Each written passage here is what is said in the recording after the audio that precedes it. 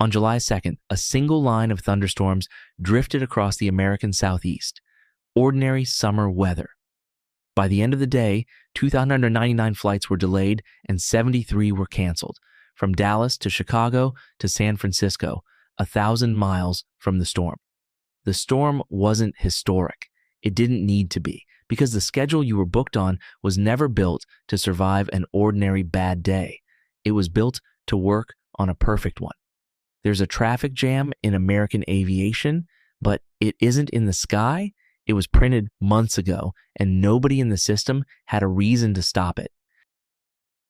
Independence Day weekend 2026. America turns 250 and its airports buckle.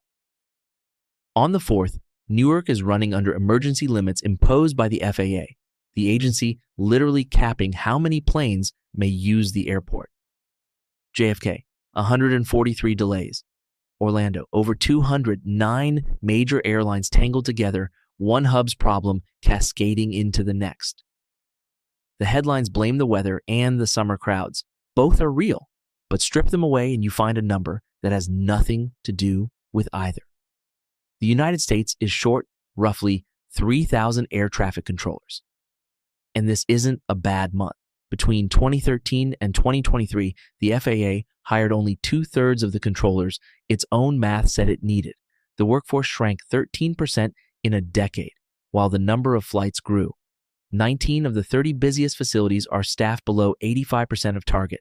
Those same facilities generate about 40% of all delays in the country. The people who are there, more than 4 in 10 certified controllers, work 10-hour days, 6 days a week. Their morale, by the FAA's own account, is at a historic low. So this is a system running hot permanently. The weather just decides which day it shows.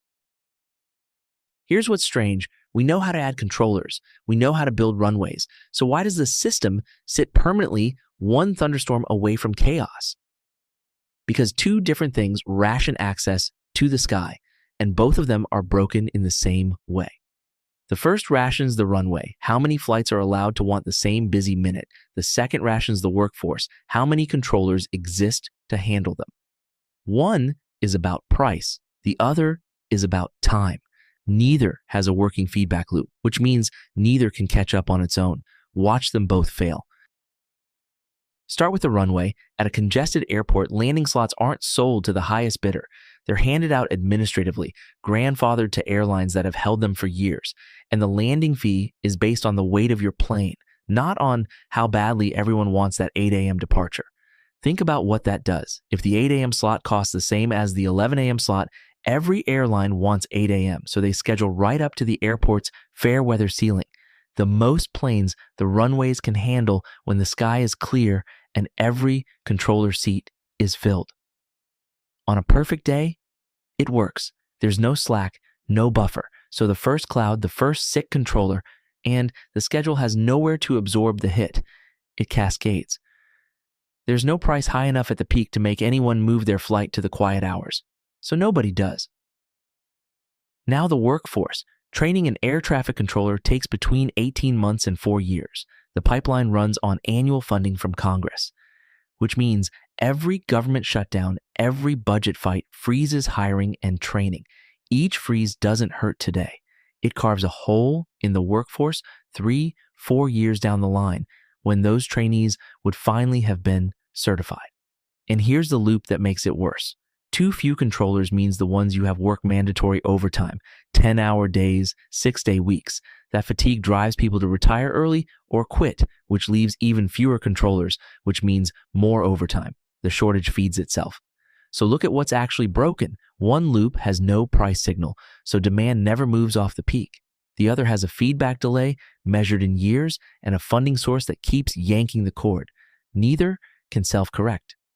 And when a system can't correct itself, all that's left is the emergency brake, ground stops, flow restrictions, the FAA capping an airport in real time, reactive, never ahead of the problem. So how do you give a system like this a feedback loop? 3 places answer differently. Europe took on the runway loop. Instead of each airport defending itself alone, Europe runs a central network manager that meters traffic across the whole continent. It can see a storm building over Frankfurt and hold planes on the ground in Madrid before they ever launch into the jam. It manages the flow of the system, not just the pieces. The trade-off, countries surrendering a slice of sovereignty to a central body, and decades in, Europe's skies are still a patchwork of national providers underneath because that surrender is slow and political. Canada went after the other loop, the workforce. In 1996, it spun its air traffic control out into a private nonprofit corporation, Nav Canada, funded not by taxes, but by fees on the airlines that use it. That one change severs the cord to the shutdown cycle. When Congress freezes, Canada's controllers keep getting hired and trained because their money comes from traffic, not politics.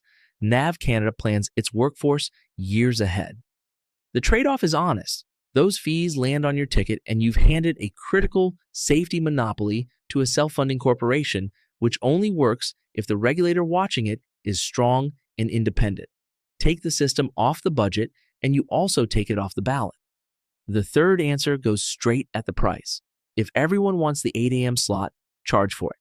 Auction the scarce peak slots, or price landings by demand instead of by weight, the way a toll road charges more at rush hour. Suddenly, a budget airline does the math, moves its flight to 10 a.m., and the peak flattens on its own.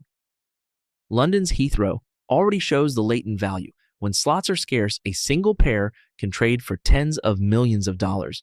The trade-off is sharp, higher fares at the busy hours, and real pain for small towns whose flights can't outbid a transatlantic jumbo for the good times. Price the sky, and someone gets priced out of it. Go back to that line of thunderstorms on July the 2nd. It delayed 2,000 flights, not because it was powerful, but because it hit a schedule with no room to bend and a control room with no one to spare. None of that was decided that morning. It was decided in the budget fights that froze hiring years earlier. It was decided every time an airline stacked one more flight onto the perfect weather peak because nothing in the price told it not to. The storm just collected the bill. And here's the part worth sitting with. Right now, next summer's schedule is being printed onto the same runways, staffed from the same shrinking pool. The delay you'll curse a year from now already exists. It's just waiting for its cloud. So the question isn't why the flights were late. It's why the system was built to guarantee that eventually they would be.